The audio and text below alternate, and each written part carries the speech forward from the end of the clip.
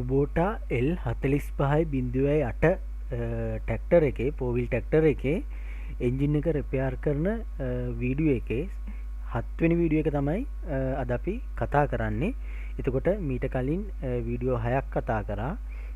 මේකේ සම්පූර්ණ වීඩියෝ 8ක් තියෙනවා. එතකොට අද අපි කතා කරන්නේ 7 වෙනි වීඩියෝ එක. 7 වෙනි වීඩියෝ එකේදී අපි මෙන්න මේ හෙඩ් එකේ වෑල් සීල් ටික දාගත්තා. ඒතකොට වෑල් ගයිඩ් සහ වෑල් සීට් හොඳ තත්ත්වයක තිබුණ නිසා වෑල් සීල් ටික දාගෙන මේ විදිහට ස්ප්‍රීන් සහ වෑල් කොටන් ටික දාලා මේ ටික සවි කරගත්තා.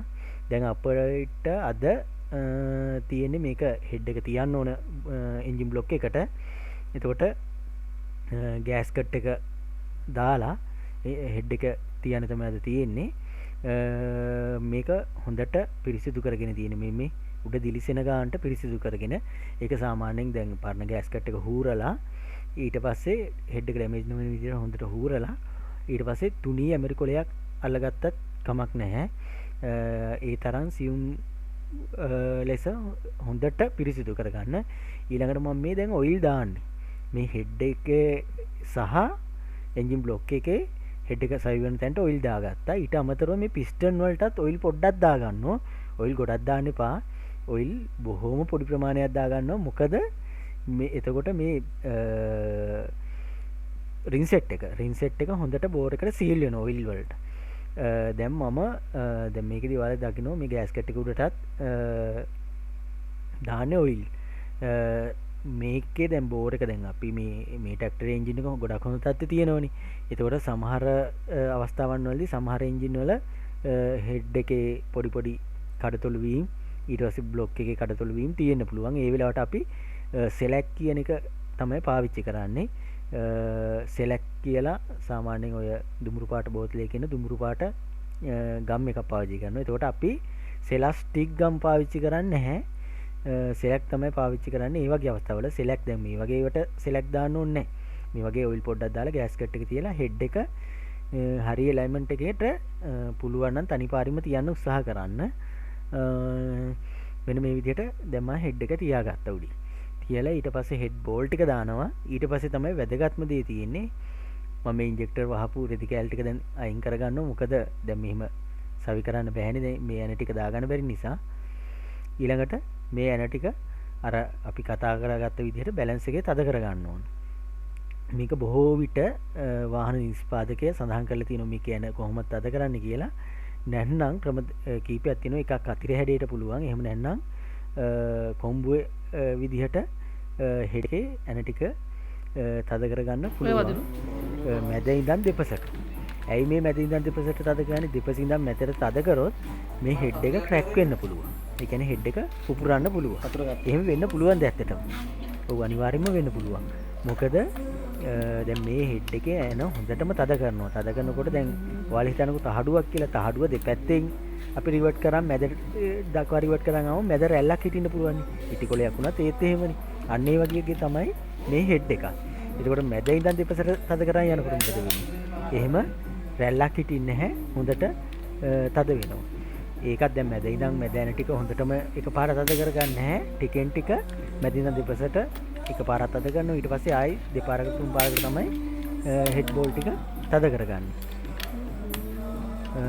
ඒ විදිහට තද කරලා අවසානටම ඇන ටික අපි ටෝක් කරගන්නවා. වාහනේ නිෂ්පාදකයා එන්ජින් එකේ නිෂ්පාදකයා සඳහන් කරලා තියෙනවා මේ හෙඩ් ඇන වලට ඕන ටෝක් එක. දැන් එහෙම නැතුව දැන් සාමාන්‍ය අතේ හුරුවට තමයි ගොඩක් ඉස්සර හිටිය අය තද කරන්නේ. එතකොට මොකද වෙන්නේ? එක්කෝ ඇනවල පොට යනවා. බොහෝ දුරට බ්ලොක් එකේ නේ පොට යන්නේ. එහෙම නැත්නම් ඇන ඇදි මූණ පාන සිද්ධ වෙනවා. එක්කෝ ඇන බුරුලෙන් කියනවා. ගෑස් කට් ලීක් වෙන්න පටන් ගන්නවා ඉක්මනට. එතකොට දැන් මේකේ නිෂ්පාදකයා අපට ටෝක් එක දීලා තිනවා මේ ටෝක් එකට තද ගන්න කියලා. සමහර එන්ජින් වල නිෂ්පාදකයා ටෝක් එක දීලා තිනවා. දැන් මෙහෙම හිතන්නකෝ. අපි හිතමු නිෂ්පාදකයා තියෙනවා නිව්ටන් මීටර් 80ක්. නිව්ටන් මීටර් 80ක් තද කරලා ඊළඟට අංශක 90ක් තද කරන්න කියලා. එතකොට දැන් අපි ටෝක් රින්ච් එක පාවිච්චි කරලා නිව්ටන් මීටර් 80කට තදනවා. තද කරලා ඊළඟට වට අංශක 90ක් කියන්නේ වට කාලක්නේ. වට කාලක් තව ඇනේ තද කරනවා. දැන් මේ එන්ජින් එකේ එහෙම නැහැ. මේ එන්ජින් එකේ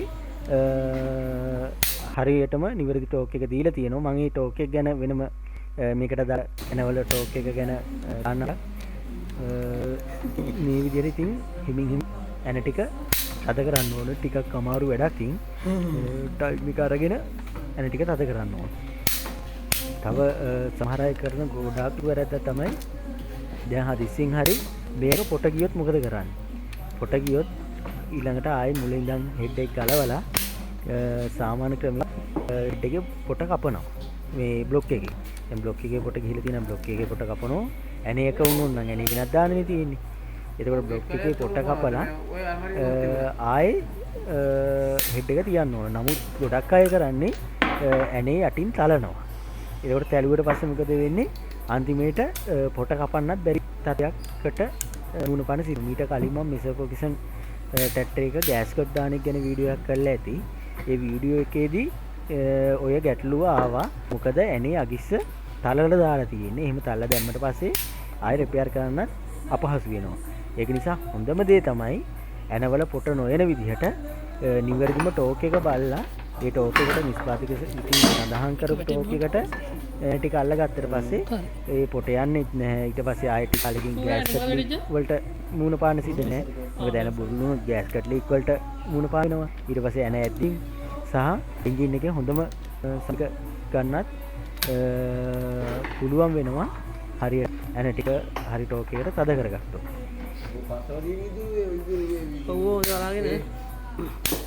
දැන් මම මේ ඇන ටික දැන් අවසාන හරිය ටෝක් කරගෙන යන්නේ. මේ ටෝක් රින්ච් එක පාවිච්චි කරන්න කලින් ටෝක් රින්ච් එක බලන්න මේ හොඳට තියලා කියලා. ඊළඟට මේක සාමාන්‍ය වැඩවලට පාවිච්චි කරන්න ස්පෙෂල් ටූල් එකක් නේ. ඒකෝර මේ පිටිකල් ඉවරනාට පස්සේ ටූල් එක ඔයිල් කරලා ඒ කියන්නේ බිම වැටෙන්න දෙන්නේ නැතුව පරිස්සම් තැනක තියන්න ඕන. මේක බිම වැටුනොත් මේක ටෝක් එක වෙනස් වෙලා අපි ටෝක් එකට ඇන තියන්න ගිහලා එක්ක ඇන කඩලා යන්න පුළුවන්. ඒක නිසා මේ ගොඩක්ම මේ දැන් මෙන්න මේ වර්ගයේ ටෝක් රින්ච් පාවිච්චි කරනකොට මේ ඒක ගොඩක් පරිස්සම් කරන්න ඕන. මේ පුෂ් රොඩ් දාන්නේ. දැන් පුෂ් රොඩ් එක මේ දාන්නේ කොහටද? ඉස්සෙල්ලා ඔයාලට මතක ඇති කෑම් සාෆ්ට් එක උඩින් පුෂ් රොඩ් බකට් දැම්මා. දැන් පුෂ් රොඩ් එක මෙහෙම මෙතනින් අතෑරියට පස්සේ ගිහිල්ලා පුෂ් රොඩ් එකේ කෙලවර අර බකට් එක ඇතුළට තමයි වැටිලා තියෙන්නේ. හරි පුෂ් රොඩ් ටික මේ විදිහට දැම්මා. දැන් මේ වෑල් වල උඩ පොඩි බැරල් එකක් තියෙනවා. නිකන් පියනක් වගේ එකක්. මෙන්න මේ විදිහට තියෙනවා. එතකොට මේ පියන් කෑලි ටිකත් මේ විදිහට මම දාගෙන යනවා. ඊළඟට තමයි රොකර් රාම් සෙට් එක අපි දාන්නේ. රොකර් රාම් සෙට් එක දාද්දී මේ හරි පරිස්සමින් කරන්න ඕන වැඩේ. මොකද රොකර් රාම් හරියට එලයින් වෙලා තිබුණ නැති වුණොත් රොකර් රාම් ඩැමේජ් වෙන්නත් පුළුවන්. පුෂ් රොඩ් ඩැමේජ් වෙන්නත් පුළුවන්. ඒ කියන්නේ පිංගස් ඩැමේජ් වෙන්නත් පුළුවන්. සමහරට වෑල් ඩැමේජ් වෙන්නත් පුළුවන්. ඒ නිසා හරියට පැත්ත බලලා මේ ඒ කියන්නේ පුෂ් රොඩ් එකයි පුෂ් රොඩ් එකෙන් පිංගස් එක පැනලා තියෙද කියලා හරියට බලන්න සැරින් සැරේ. ඒ කියන්නේ ඇඟේ ගැම්මට මේක තද කරන්න වෙන්නේ. ඒ කියන්නේ කොහොම කරත් ටිකක් තදින් තමයි තද ගන්න වෙන්නේ. මොකද අනිවාර්යෙන් වෑල් එකක් දෙකක් ඇරිලා තියෙන්නේ. ඒ කියන්නේ ස්ප්‍රින් ටෙන්ෂන් එකක් ඇතුව තමයි තද කරන්න වෙන්නේ. ඒ නිසා අපිට තේරෙන්නේ නැහැ පුෂ් රොඩ් එකක් පැනලා හිර වෙලා තිබුණා. එතකොට මොකද වෙන්නේ? අපි තද කරනකොට එක්කෝ පුෂ් රොඩ් එකක් ඇද වෙලා යන්න පුළුවන්. ඒ වුණා නම් වෑල් එකක් කඩලා යන්න පුළුවන්. වෑල් එකක් නෙමෙයි මේ පිංගස් එකක්. එතකොට එහෙම නැත්නම් වෑල් එකක් ඇද වෙන්න පුළුවන්. මේ වගේ එහෙම නොවෙන්න වා මේ පොඩ තද කර කර බලන්න. මේකත් අර මැදින් දෙපසට තමයි තද කරන්න ඕනේ. එහෙම නැත්නම් මේකත් ඇද වෙනවා. එතකොට මේක හරියට මේ දෙපැත්තට බලා මෙන්න මේ විදිහට මේ බලන්න. මේ ටිකත් අද කරනවා. ඊට පස්සේ බලනවා වෑල් හරියට වැටලද වැටලා නැතිව තියෙනම් මේ බලා තමයි තද කරන්නේ. මෙවන වෑල් එකක් පැන්නා. ඒතකොට මේ විදිහට බල බලා ගොඩක් ඒ කියන්නේ ටයිම් එක ගියාට මේ වගේ වැඩ කරනකොට මේ හරි පරිස්සමට කරන්න.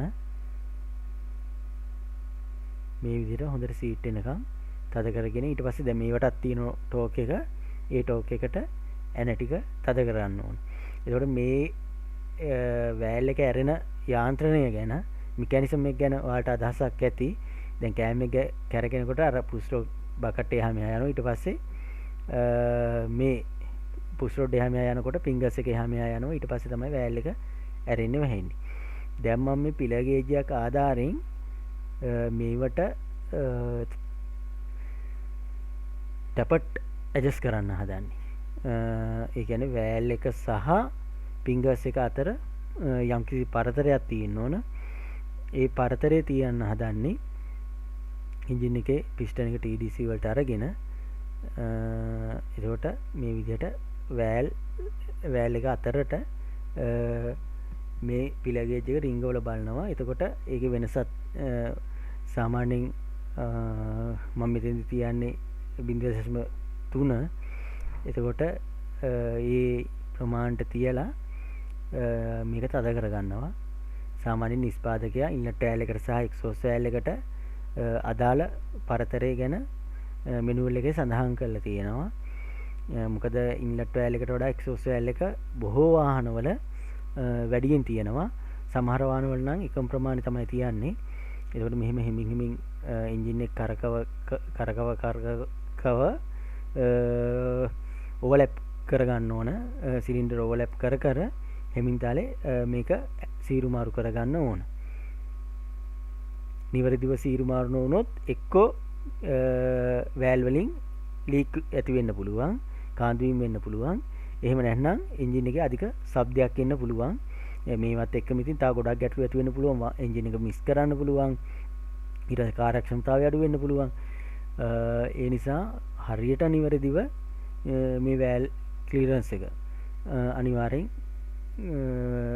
පිළ ගේජ් එකක් ආධාරයෙන් පරීක්ෂා කර තියෙන එක තමයි සාර්ථකම ක්‍රමය.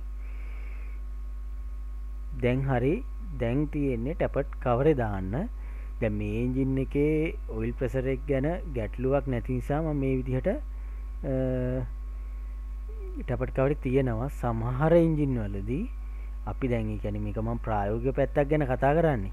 ඒ කියන්නේ දැන් සාමාන්‍යයෙන් ඔය සෙන්සර් එකෙන් අපි බලන ඕනේ ඔයිල් ප්‍රෙෂර් එක. දැන් එහෙම වැඩ කරන්නේ නැති එන්ජින් එකක් කියන්නකෝ. ඒ වගේ වෙලාවට අපි මේ ටැපට් කවරේ පොඩ්ඩක් ගලවනවා.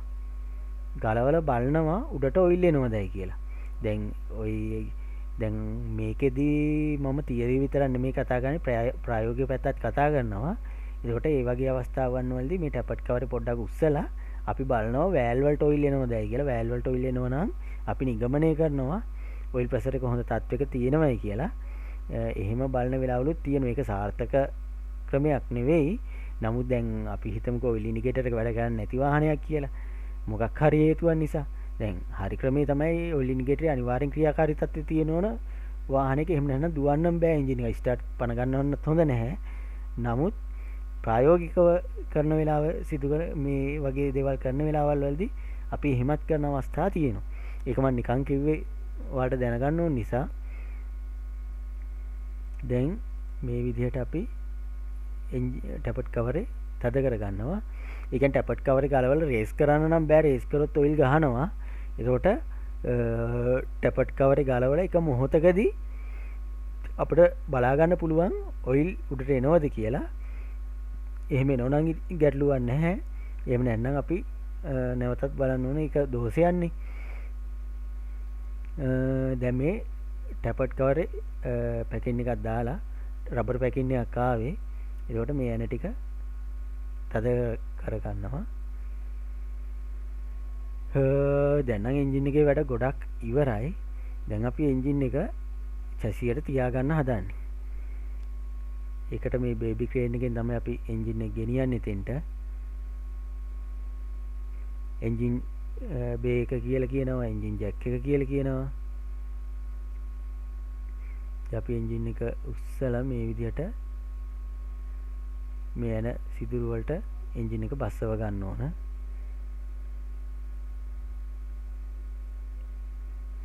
එන්ජින් එක අපිට බිම තියලත් පණ ගන්නවල බලන්න තිබුණා මේ නමුත් ස්ටාර්ටර් මෝටරෙත් එක්ක බෙල් හවුසින් කොටස සවි කරගත්තා නම් අපි කොහොමත් මේක එන්ජින් එක පණ ගන්නවල බලමු. සම්පූර්ණ මැෂින් එක ෆිට කරන කලින්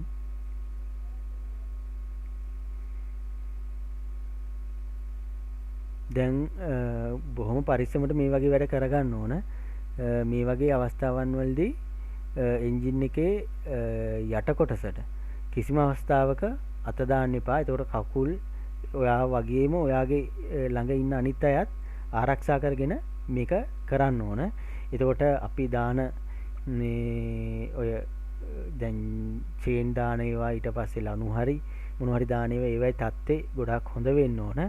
එහෙම නැති වුණොත් මේ එන්ජින් එක වැටුණොත් ලොකු විනාශයක් වෙන්නේ.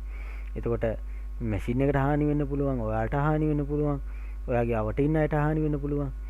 එතකොට ඒවට හරිම ආරක්ෂක ක්‍රියාමාර්ග අරගෙන තමයි එන්ජින් එකක් බිමට ගන්නේ සහ තියන්න. එන්ජින් එක නෙමෙයි ඉතින් අපේ ශේෂ්ත්‍රයේ ගොඩක් ඒ වේ විදිහටනේ අපි සාමාන්‍ය රෝද වීල් ගලවලා රිපෙයාර් එකක් කරන අවස්ථාව වෙන්න පුළුවන්, ගියර් බොක්ස් බාන අවස්ථාව වෙන්න පුළුවන්. ඉතින් ඒ හැම අවස්ථාවකදීම සාමාන්‍ය ලොකු විශාල බරවල් තමයි අපි ඔසවන්නේ. සමහරට වාහනේ හොයිස්ට් එකට ගන්න වෙලාවක් වෙන්න පුළුවන්. එතකොට මේ උපකරණ පිළිබඳ හොඳ අවබෝධයක් තියෙන්න ඕන. අපි කරන වැඩේ සහ ආරක්ෂාව පිළිබඳව. දැන් මම මේ එක කොනක ඇන දෙකක් දාගත්තා. දාගෙන අනිත් පැත්ත හදන්නේ. මොකද එන්ජින් එක අපට මේ තියෙන ඇන්ගල් එකටම ගන්න බෑ. එන්ජින් ජැක් එකේ තියෙද්දි, දංගලේ තියෙද්දි. ඒ නිසා අපි කරන්නේ මේ විදිහට එක ඇණයක් දා ගන්නවා. අහුවෙන ඇණේ දාලා ඊට පස්සේ තමයි ජැක් එක බාලා හෝ ජැක් එක ගහලා මේ අනිත් ඇණ ටික එලයින් කරගන්නේ. ඊළඟට ප්‍රධානම දේ තමයි මේ වගේ දේවල් කරද්දී ඇණ ඔක්කොම තද කරගන්නේ නැහැ. කිසිම ඇණයක් තද කරගන්නේ නැහැ. ඇණ ඔක්කොම අල්ලලා ඉවර වෙනකම්. ඇණ ඔක්කොම ටික අල්ලලා ඉවරුනාට පස්සේ තමයි ඇණයක් තද කරන්නේ. එහෙම නැති වුණොත් ඔයාට සමහර විට ගොඩක් අවස්ථාවලදී ඇණ අල්ලන්න බැරුව යනවා. ඒ නිසා අනිවාර්යෙන් ඇණ ටික බුල්ලෙන් තියාගෙන ඉතුරු ඇණ ටික බුල්ලෙන් තියාගෙන ඇණ ඔක්කොම අල්ලගත්තට පස්සේ ඇණ තද කරන්න පටන් ගන්න.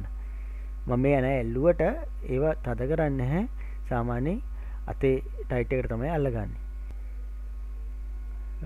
දැන් එන්ජින් එක තියාගෙනත් ඉවර වෙවිගෙන යන්නේ.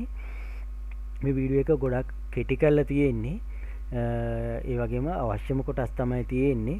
නැත්නම් ගොඩක් වෙලා යන නිසා අදාළම කොටස් ටික විතරයි තියෙන්නේ. යම මේ ඉම්පෙක්ට් ටූල් එක ආධාරයෙන් ඇන ටික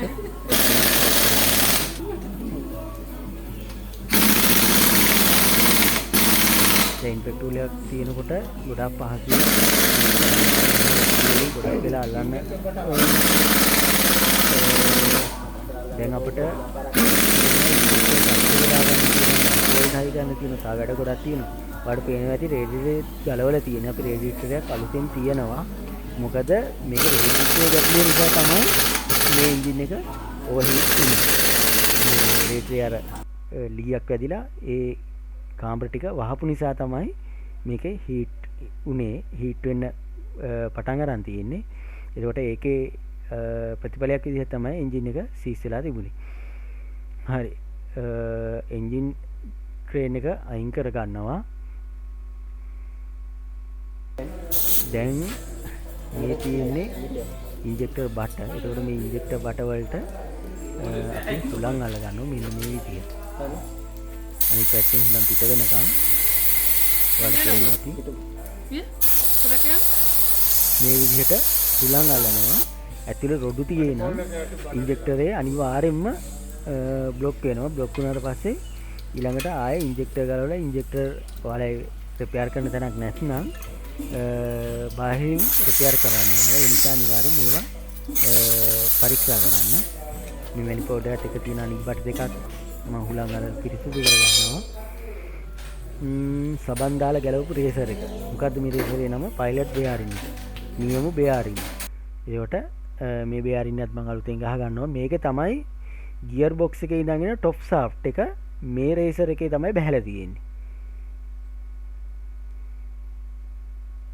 හරි ඒ බෑරිනත් ගහගත්තා. ඊළඟට මෙතන බෙල් හවුසින් එක දාන්න ඕනනේ. මේ ටික පිරිසිදු කරගන්නවා. මෙතන ගම් ටිකක් දාලම තමයි බෙල් හවුසින් එක දාන්න ඕන. මොකද මේව මඩේ වැඩ කරන මැෂින් නේ. එතකොට මේවෙන් වතුර කාන්දුවීම් නොවෙන්න බෙල් හවුසින් එක ස්ටාර්ටර් මෝටරෙත් එක්කම තියෙන්නේ. මේ තියෙන්නේ 4 wheel boost ටික. මේ 4 wheel boost ටික මම සවි කරන හැටි පෙන්නන්නම්. නමුත් මේක අවසානයේට අපිට ගලව ගන්න වෙන අවස්ථා තියෙනවා. මොකද දැන් 4 wheel tractor වල ඔය ගොඩක් අයට මුහුණ දෙන ගැටලුවක් තමයි ක්ලච් ප්ලේට් එහෙම දාන ගැලෙව්වට පස්සේ ට්‍රැක්ටරේ ආයෙ ෆිට කරගන්න බෑ. දැන් මැදින් කඩනවනේ දෙකට ගලවනවනේ. දෙපැත්තට ඇදලා පස්සේ ආයෙ ෆිට කරගන්න බැරි වෙන හේතුව. ඒ බැරි වෙන ප්‍රධානම හේතුව මේ 4 wheel එක. 4 wheel මැද ෂාෆ්ට් එකේ දෙපැත්තේ බුස් දෙකක් තියෙනවා. මේ බුස් දෙක බස්ස ගන්න බෑ. එතකොට මේ බුස් දෙක බස්ස ගන්න නම් මේ කොටස සවි කරගෙන බෑ. බලන්න මම මෙතන මේ ඕරින් එකක් දාන්නෙමි. ඕරින් එක දාලා මම ගම් පොඩ්ඩකුත් මෙතෙන්ට දානවා. ගම් නම් දාන්න ඕනේ නැහැ. එතකොට ගොඩක් 4 wheel tractor වල ක්ලච් ප්ලේට් යන ප්‍රධාන හේතුව වෙන්නේ මෙන්න මේ ආවරණය. මෙන්න මේ ගාඩ් එක. මේක කීයක් ගියත් කමන්නේ. මේක හොඳ තත්ත්වේ නැත්නම් අලුතෙන් දාන්න. එතකොට එහෙම නැත්නම් ඔයා කොච්චර ක්ලච් ප්ලේට් දැම්මත් වැඩක් නැහැ. මෙතනින් වතුර ගිය ගමන් ක්ලච් ප්ලේට් එක යනවා. දැන් ඔයා දකින්න ඇති මේ මැෂින් එකෙත් එහෙමයි. මම මේ බලන්න දැන් අර ඕරින් එක දාලා මෙතන සෙලක් පොඩ්ඩකුත් දා ගන්නවා. සෙලස්ටික් පොඩ්ඩක්. ඒ තරම් මෙතන ගැටලු සහගතයි. ඒ කියන්නේ මෙතනින් වතුර ගිය ගමන් ශනිකව ක්ලච් ප්ලේට් යනවා. මේක දැන් මම මේ ඔයාලට පෙන්නන්න මේ විදිහට කරාට මේ කොටසේ ටිකක් විතරක් සවි කරගන්න. මේ ෂාෆ්ට් එකේ මෙන්න මෙතන බුස් එකක් වැටෙනවා. මෙන්න මේ විදිහට. ඊළඟට ෂාෆ්ට් එක වැටෙනවා. ඔය තියන්නේ 4 wheel එකේ ඉදිරිපස බුස් එක. අපි ඒකට ওই බුස් වලින් එකක් පන්න ගන්න වෙනවා. ඒ කියන්නේ මම ඒක කියන්නම් මේ වෙලාවට. ඊළඟට තමයි ඔය ෂාෆ්ට් එක දාන්නේ. ඊට පස්සේ මෙන්න මේ විදිහට ඉදිරිපසට වැටෙනවා ආවරණ කොටස. ඊළඟට මෙන්න මේ නයිලොන් බුස් එක. මේවා හොඳම තත්ත්වයේ තියෙන්න ඕන. එහෙම නැති වුණොත් මෙතනින් වතුර ගැහුව ගමන් ඇතුළට ක්ලච් ප්ලේට් යනවම තමයි. ඉතින් ගොඩක් ওই 4 wheel වල තියෙන ලොකුම ගැටලුවනේ ඔය ක්ලච් ප්ලේට් යන එකනේ. එහෙම වෙන්න හේතුව තමයි මෙන්න මේක. දැන් ඔයාලා කොච්චර ක්ලච් ප්ලේට් දැම්මත් මේ කොටස නිවැරදිව හරි ගස්සෙන්නේ නැත්නම් මේක ඉතින් ලෙඩ දෙනවා. මේ ගාඩ් එක සවි වෙන බ්‍රැකට් එක මෙහෙම සම්ප් එකට යන දෙකකින් තමයි මේක සවි වෙන්නේ. මේ කොටස මෙහෙම සවි කරගත්තට බොහෝ ට්‍රැක්ටර් වල ෆිට කරද්දි ෆිට කරන්න බැරුව යනවා. ඒ නිසා මේ ගලවලා පස්සේ තමයි සවි කරගන්න වෙන්නේ. මේ බටේ පොඩ්ඩක් ඇදලා බුස් එක අතින් දාගෙන. දැන් සාමාන්‍යයෙන් ගොඩක් අයට තියෙන ගැටලුවක් තමයි ඔය ක්ලච් ප්ලේට් දාන ගැලෙවුවට පස්සේ ආපස්සට සවි කරගන්න බැරි වෙන්නේ හේතුව. දැන් අපි ඉස්සරහට කතා කරමු සවි කරන ගමන්. එතකොට ක්ලච් ප්ලේට් එක ප්‍රධානම දේ තමයි ක්ලච් ප්ලේට් එක ලයින් කරගන්න ඕනේ. ලයින් කරනවා කියන්නේ ටොප් ෂාෆ්ට් එකට ක්ලච් ප්ලේට් එක මැදින් බැහැලා ඔන්න ඔය පේන පයිලට් බෙයාරින් එක ඇතුළට යන්න මාර්ගය එකෙල්ලේ සකස් කරන එක. ඒක ප්‍රධානම දේ. ඊළඟට මෙන්න මේ 4 wheel අපි කවරේ ඇතුලේ තිබුණ 4 wheel ඇක්සල් එකයි බුස් දෙකයි අන්න ඒවා හරියට දාගන්න එක. ඒක තමයි සැලකිලිමත් වෙන්න ඕන. දැන් මේ බෙල් හවුසින් එක අල්ලන්නේ. බෙල් හවුසින් එකේ උඩ ලොකු වෙන දෙකක් තියෙනවා. ඊළඟට මෙන්න මේ විදිහට එන ගොඩක් එයින් තමයි අහුවෙන්නේ ස්ටාර්ටර් මෝටරෙත් එක්ක බෙල් හවුසින් එක. ඒතර මේ බෙල් හවුසින් එක ඇතුලේ තමයි ක්ලච් ප්ලේට්, ඊට ප්ලයි වීල් එක, රිලීස් බෙයාරින්, ක්ලච් පෝක් ඇතුළු ඒ කොටස තියෙනවා. ඊට ළඟට ප්ලයි වීල් එකේ තියෙන රින් වීල් එක වදින්න ස්ටාර්ටර් මෝටරේ තියෙන පීනියම් වීල් එකේ පීනියම් වීල් එක ඉස්සරහට ඇවිල්ලා දැන් අපි ස්ටාර්ට් කරන්නේ යතුරු ටී බැරල් එක ඇල්ලුවට පස්සේ සොල්නොයිට් එක නිසා ওই පීනියම් වීල් එක ඉස්සරහට එනවා. ඇවිල්ලා ප්ලයි වීල් එකේ ගැදිලා ප්ලයි වීල් එකේ තියෙන රින් වීල් එක කරකලා දීලා අපි යතුරු ආයි අතෑරිය ගමන් එන්ජින් එක ස්ටාර්ට් වුණාම ආයෙ ওই මෝටරේ රින් වීල් එක පීනියන් එක ওই තිබිච්ච පොසිෂන් එකට යනවා. ඕක තමයි පණ ගන්නීමේදී වෙන ක්‍රියාවලිය. දැන් මේ දාන්නේ ඉන්ලට් මැනිෆෝල්ඩ් එක. මේකෙන් තමයි වායුව එයා ෆිල්ටර් එකෙන් පිරිසිදු කරාට පස්සේ හෝස් එකක් දිගේ ඇවිල්ලා එන්ජින් එකට යන කට. ඒ කියන්නේ තේරෙන වචනෙන් කියනවා නම් එන්ජින් එකට යන කට තමයි මේ ඉන්ලට් මැනිෆෝල්ඩ් එක කියලා කියන්නේ. ඒකට ඉන්ලට් මැනිෆෝල්ඩ් එකෙන් ඇතුල් වෙන වායු ධාරාව හෙඩ් එක ඇතුලට යනවා. ඊළඟට ඉන්ලට් වෑල් එකෙන් අන්නර අපි ඇතුලේදී ගලවුව දැක්ක පිස්ටන් එක උඩට යනවා. එතන තමයි ඊට පස්සේ කම්ප්‍රෙස් වෙන්නේ. කම්ප්‍රෙස් වෙලා ඉන්ජෙක්ටර් එකෙන් තෙල් විද්දට පස්සේ එතන ඇති වෙන දහනය නිසා, ක්ෂණික දහනය නිසා එන්ජින් එක දුවන්න පටන් ගන්නවා. ඒ කියන්නේ එන්ජින් එකෙන් බලය නිෂ්පාදනය වෙනකොට අපි වාහනයක් ගත්තොත් වාහනේ දුවන්න පටන් ගන්නවා. මේ දාන්නේ ෆ්ලයි වීල් එක. එතකොට ෆ්ලයි වීල් එකෙන් මොකද්ද කරන්නේ? සාමාන්‍යයෙන් ෆ්ලයි වීල් එකේ රිපෙයාර් එනවද? ෆ්ලයි වීල් එකේ රිපෙයාර් වෙන්නේ නැහැ. කලාතුරකින් මේ ෆ්ලයි වීල් එකේ තියෙන රින් වීල් එකේ යන්න පුළුවන්. අර රින් වීල් එක ගියාට පස්සේ ස්ටාර්ටර් මෝටරෙන් පණ ගන්නවන්න අපහසුයි, සද්ද වෙන්න පුළුවන්. මේ දාන ඉන්ජෙක්ටර් බට. ඒතකොට ෆ්ලයි වීල් එකෙන් කරන කාර්යය තමයි අපි දන්නවා එන්ජින් එකේ ඒ කියන්නේ මේක පෝස්ට් ස්ට්‍රෝක් එන්ජින් එක ගන්නේ. ස්ට්‍රෝක් හතරක් තියෙනවා. චූසන පහර, සම්පීඩන පහර, බල පහර සහ පිටාර පහර කියලා. එතකොට මේ පහරවල් හතරෙන් බල පහරදී විතරයි ශක්තිය ලැබෙන්නේ. එතකොට අනිත් පහරවල් තුන පවත්වාගෙන යන්න ශක්තිය ගබඩා කරගන්නවා. ඒ කියන්නේ බල පහරෙන් ලැබෙන ශක්තිය ගබඩා කරගන්නේ මෙන්න මේ ෆ්ලයි වීල් එකේ. එතකොට දැන් ওই චූසන පහරේදී ක්‍රියා කරන්න, ඊළඟට සම්පීඩන පහරේදී, ඊළඟට බල පහරේදී නම් පවර් එක ලැබෙනවනේ. ආයේ එක්සෝස් ඒ කියන්නේ පිටාර පහරේදී ලබා ගන්න බලය ගබඩා කරලා තියාගන්නේ මෙන්න මේ ෆ්ලයි වීල් එකේ. හරි, මේ දැන් දාන්නේ ඉන්ජෙක්ටර් බට ටික. මේක 19 යතුරු හරි 17 යතුරු හරි තමයි ගොඩක් වාහනවල පාවිච්චි වෙන්නේ. එතකොට මේ ඉන්ජෙක්ටර් බට ටික දාලා මෙන්න මේ විදිහට ඒ බට දෙදරලා ඩැමේජ් වෙනව නැත්නම් ඒක නවත්තන්න මේ විදිහට බ්‍රැකට් කෑලි තියෙනවා. එතකොට මේ බට දාද්දි මැද ඉඳන් පිළිවෙලට තද කරන් එන්න ඕන. එහෙම නැති වුණොත් මොකද වෙන්නේ? තද කරන්න බැරුව යනවා. ඒ නිසා මැද බට ටික තද කරගෙන ඊට පස්සේ දෙපස බට දාන්න. මේ බට මාරු කළා නම් සාමාන්‍යයෙන් දාන්න බෑ. මම පහළ ටික තද කරලා ඉවරයි. ඉහළ බට ටික තද කර ගන්නවා. සාමාන්‍යයෙන් දැන් මේ එන්ජින් එකේ නම් එච්චරම අවශ්‍ය වෙන්නේ නැහැ. සාමාන්‍ය එන්ජින් එක පිට් කරාට පස්සේ හුලං අරගන්න ඕන නම් පහසුම ස්ථානකින් ඉන්ජෙක්ටර් බටයක් ඇනේ තද නොකර යාන්තම් අලල් තියන්න.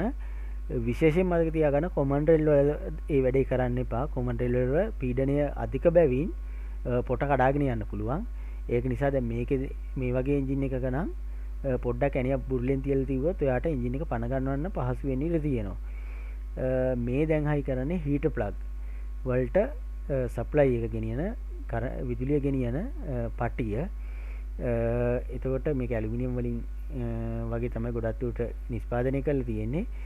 එතකොට මේ පටියට අපි හීට් කරද්දී දැන් මේ සාමාන්‍යයෙන් නන්ඩිරෙට් ඉන්ජෙක්ෂන් වාහනවල දැන් මේකේ යතුර මේ ට්‍රැක්ටරේ නම් අනිත් පැත්තට අල්ලන් ඉන්න ඕන. අල්ලන් ඉන්නකොට මේක හරහා කරන්ට් එක ගිහලා තමයි හීටර් ප්ලග් වලින් දහන කුටුවේ යම්කිසි ප්‍රමාණයකට හීට් කරගන්නවා. දැන් මේ දාන්නේ මේ බලන්න දෙපැත්තේ පිත්තලෝසර් දෙකක් දාන්නේ මේකට අපි රිපෙයාර් කිට් එකට ලැබුණ අලුතෙන් මේ විදිහට දාලා මේ සවි කරගන්නේ ඉන්ජෙක්ටර් වලින් වැඩිපුර තියෙන තෙල් පිට කරන නල මාර්ගය. එතකොට මේක අපි කියන ඕෆ්ලෝ බටේ කියලා. එතකොට ඕෆ්ලෝ බටේ මේ විදිහට පිත්තලෝසර් උඩටයි යටටයි දාලා මේ මැදින් විදපු යන සෙට් එකක් තියෙන මේ විදිහට ඉන්ජෙක්ටරේ උඩින් අල්ල ගන්නවා. මේ ඇන තද කරද්දී සාමාන්‍යයෙන් පරිස්සම් වෙන්න. සාමාන්‍ය ඇන තද කරන ටෝකේට තද කරන්න යන්න එපා. මේ පොට යන්න හෝ ඇනේ මැදින් කැඩෙන්න ඉඩ තියෙනවා. මොකද ඇනේ මැද තියෙන කුහරයක්. මේ බටේ නම් ඔයාලා දන්නවා ඇති මේක බීදර් බටේ. ඒ කියන්නේ මේකේ දැන් අර නිපද වෙන ගෑස් එක බ්ලෝ බයි ගෑස් එක අරන් ගිහිල්ලා ඉන්ලට් මැනිෆෝල්ඩ් එකට දීලා පුච්චන්නේ මෙන්න මේ බටේ. එතකොට මේ බටේ ගලවල තමයි අර මුලින් එන්ජින් එක අන්ඩර් කම්ප්‍රෙසර්ද කියලා බැලුවේ අපි. ගෑස් එක ආවේ ගොඩක්. අපි මේක දැන් එන්ජින් එක ස්ටාර්ට් කරලා බලමු ගලවලා මොකද තත්ත්වය කියලා. දැන් ඔයාලා දැක්කනේ ඔයිල් වැක්කිරෙන්න ගත්තනේ මේ බටේ. දැන් මේක සවි කරලා අපි බලමු එහෙම වුණොත් මොකද තත්ත්වය කියලා. මේ දැන් මේ ඉන්ජෙක්ටර් පම්ප් එකෙන් පිට වෙන ඩීසල් ප්‍රමාණයක් තියෙනවා. ඊට පස්සේ ඉන්ජෙක්ටර් වලින් ඕප්ලෝ කරන ඩීසල් ප්‍රමාණයක් තියෙනවා. මේ බට්ට ටික ඒකාබද්ධ කරලා ගෙනහිලා ටැංකියට ගහනවා. දැන් මේ තද කරන්නේ රේඩියේටර් බයිපාස් හෝස් එක. පොඩි හෝස් එකක් තියෙන්නේ. අපි මුලින්ම මම කිව්වා තර්මෝස්ටැට් වෑල් එක වැහිලා තියෙන වෙලාවට මේ බයිපාස් හෝස් එකෙන් තමයි මාර්ගයේ පීඩනය වැඩි නොවන විදිහට වතුර කරකවන්නේ. හරි, මේ තියෙන එක්සෝස් මැනිෆෝල්ඩ් එක. ඒකට අර එහා පැත්තේ තිබුණ ඉන්ලට් මැනිෆෝල්ඩ් එක, ඒ ඉන්ලට් මැනිෆෝල්ඩ් එකෙන් අපි ගෝ වායුව ඇතුළට ඇදලා ගන්න දොරවල්, ඒ කියන්නේ ඇතුළට ඇදලා ගන්න කට කියලා. එතකොට දැන් මේ පිට වෙන කටට තමයි මේ එක්සෝස් මැනිෆෝල්ඩ් එක අල්ලන්නේ. එතකොට මේකෙන් තමයි පිටාර වායුව, එහෙම නැත්නම් අපි කියන්නේ දුම කියලා. දුම පිට වෙන්නේ මේ පිටාර සයිලන්සර් එකෙන්. ඒ කියන්නේ මේ එක්සෝස් මැනිෆෝල්ඩ් එකෙන් සයිලන්සරයට යනවා. දැන් මේ හයි කරන්නේ රේඩියේටර් ෆෑන් එක. ෆෑන් එකට කලින් පුලිය මේ විදිහට සවි කර ගන්නවා. අපි වේගෙන් වීඩියෝ එක මේ ටිකේ යනවා. ඊළඟට 10 යන සෙට් එකකින් මේ විදිහට අපි ෆෑන් එක අල්ල ගන්නවා. මේ ෆෑන් එකේ එන සෙට් එක හොඳට තද කරන්න සමහර වාහනවල මේ යන ටික ලොක් කරන්න ක්‍රමයක් තියෙනවා. ඒ කියන්නේ ඔසර් එකක් දාලා ඔසර් එක නවන්න ඕන පොන්චියක් ආධාරයෙන්. නමුත් මේ මැෂින් වල එහෙම නැහැ. නේ ටික හොඳට ටයිට් කරාට පස්සේ හරි. මේක ඒ කියන්නේ මොකකින් හරි ස්ක්‍රූප්නියක් හරි මොකක් හරි දාලා ලොක් කරගෙන එන ටික හොඳට තද කරගන්න. දැන් සමහර වාහනවල මෙතන එනවා රේඩියේටර් ෆෑන් ක්ලච් එකක්. නමුත් බොහෝ විට ට්‍රැක්ටර් වල නම් රේඩියේටර් ෆෑන් ක්ලච් එකක් එන්නේ නැහැ. හරි, දැන් මේක සවි කරගෙන ඉවරයි. දැන් අපිට තියෙන්නේ රේඩියේටර් එක සවි කරන්න. මේ අලුත් රේඩියේටර් එක. ඔයාලා දකින්න නැති පන රේඩියේටරේ ලොකු ගැටලුවක් තිබුණා, කුහරයක් තිබුණා. දැන් මේ ඒ නිසා අලුතෙන්ම රේඩියේටර් එකක් දානවා. දාලා මේ හෝසුත් ඩැමේජ් හෝස්, ඒ කියන්නේ ගොඩාක්ම අවුල් හෝස් අලුතෙන් දානවා මේ වගේ වෙලාවකදී. දැන් මේ වගේ නම් ඒ තරම් ලොකුට අවශ්‍ය වෙන්නේ නැහැ. ඒ කියන්නේ මේ වගේ ගොඩාක් අවුල් නම් දාන්න ඕන. දැන් එන්ජින් එකේ රිපෙයාර් එකේ දුනත් අපි අදාළ කොටස් ටික අඳුනගෙන අවශ්‍ය කොටස් දාන්නේ. එතකොට එහෙම කියලා දැන් එන්ජිනියර් නිතර ගැලවෙන්නේ නැහනේ. එතකොට අපි හොඳට මේ පද්ධතිය තේරුම් අරගෙන තමයි කොටස් යොදන්න ඕන. එහෙම නැත්නම් අපරාධ වෙනවා. එක්කෝ නිකන් විදේශ රටවල් වලට සල්ලි කලාගෙන යනවා. ඒ නිසා අවශ්‍යම කොටස් දානවා. එතකොට ඒ කොටස් භාගයට ගෙවිලා නම් ඒ කියන්නේ අපේ එන්ජින් රිපෙයාර් එකෙන් පස්සේ දැන් දිගු කාලයක් අපේක්ෂා කරන මේ දැන් මන් දාන්නේ කූලන්ට්. ඒ කියන්නේ දීර්ඝ කාලයක් මේ එන්ජින් එක ක්‍රියාකාරී තත්ත්වයේ තියාගන්න ඕනේ. එතකොට ඒ කාලෙටම ඒ කොටස් වලින් දුවන්න පුළුවන් නම් විතරක් අපි ඒ කොටස් මාරු කරන්නේ නැහැ. ඒ නිසා දැන් අපි බෙයාරින් සෙට් එකක් වුණත් ඊට පස්සේ ස්ලිව් එකක් වුණත් කැපිලාද තව දුවන්න පුළුවන්ද කියලා හොඳට පරීක්ෂා කරලා බලලා තමයි තීරණය කරන්නේ. එහෙම නැතුව නිකුරුනේ දාන එකත් අපරාධයක්. දැන් ඒක අර ඒ කියන්නේ තියරි පැත්ත සහ ප්‍රායෝගික පැත්ත කියලා දෙකක් තියෙනෝනේ. මේ දෙකම ඔයා හොඳට ඉගෙන ගන්න ඕන. එතකොට තමයි හොඳ ටෙක්නීෂියන් කෙනෙක් වෙන්නේ. මේ ෆෑන් බෙල්ට් එක දාන්නේ දාලා අපි ඔල්ටර්නේටර් මෙතෙන්ට සවි කරගමු. ඔල්ටර්නේටරෙත් මේ විදිහට ඇන ටික අල්ලගෙන ගන්නවා. මේවයි ගැටලු තියෙනම් කමෙන්ට් එකක් දාන්න. ඊට අමතරව ඔයාගේ අදහස් දැක්වීමත් ගොඩක් වටිනවා. දිගටම ඉස්සරහට මේ වගේ වීඩියෝ අරගෙන එනවා. ඒක නිසා අපේ channel එක subscribe කරලා තියාගන්න. වීඩියෝ එක හොඳ නම් like කරන්න, තව යාළුවන්ට දකින්න. ඒකට ගොඩක් අය එකතු වුණාට පස්සේ අපිට ලොකු ගමනක් යන්න පුළුවන්. ඒ නිසා පුළුවන් නම් වීඩියෝ එක share කරලා දෙන්න. රේඩියේටර් එකේ බ්‍රැකට් එකේ ඉහළ කොටස මේ කොටසින් තමයි ලොක් වෙන්නේ. එතකොට මේකේ බුස් හතරක් තියෙනවා. රේඩියේටරේ යට රබර් බුස් දෙකක් තියෙනවා, උඩ බුස් දෙකක් තියෙනවා. එතකොට එයා ෆිල්ටර් එකත් එක තියෙන සම්පූර්ණ බ්‍රැකට් එක තමයි මේ සවි කරගන්නේ. දැන් එතකොට ඔල්ටර්නේටරෙත් මේ පැත්තෙන් සවි කරගන්නවා. දැන් අපි බලාපොරොත්තුව තමයි එන්ජින් එක පණ ගන්නවන එක මෙහෙම තියන්. මෙතන පොඩි බ්‍රැකට් එකක් එනවා.